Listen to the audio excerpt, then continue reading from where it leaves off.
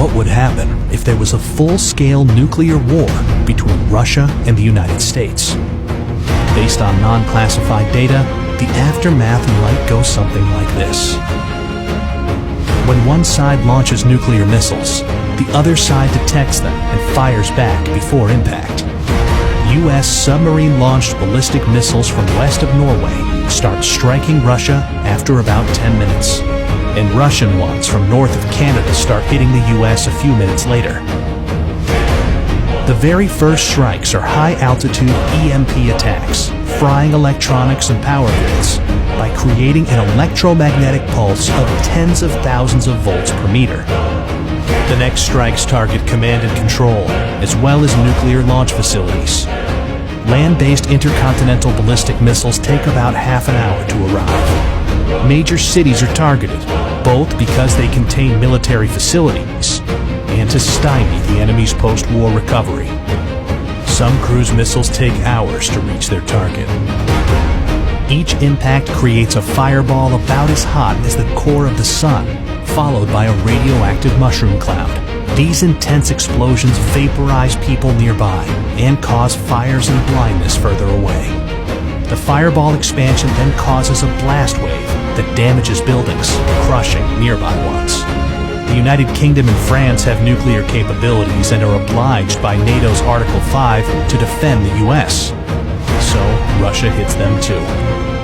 Firestorms engulf many cities, where storm-level winds fan the flames, igniting anything that can burn, melting glass and some metals, and turning asphalt into flammable hot liquid.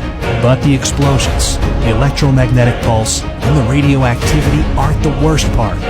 Nuclear winter is, caused by the black carbon smoke from the nuclear firestorms. The Hiroshima atomic bomb caused such a firestorm, but today's hydrogen bombs are much more powerful.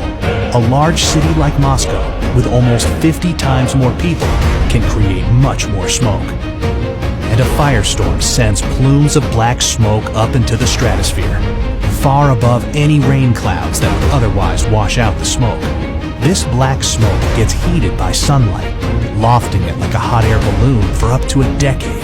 High-altitude jet streams are so fast that it takes only a few days for the smoke to spread across much of the northern hemisphere.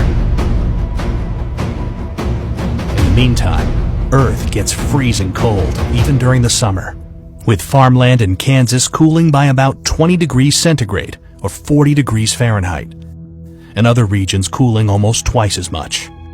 A recent scientific paper estimates that over 5 billion people could starve to death, including around 99% of those in the United States, Europe, Russia, and China.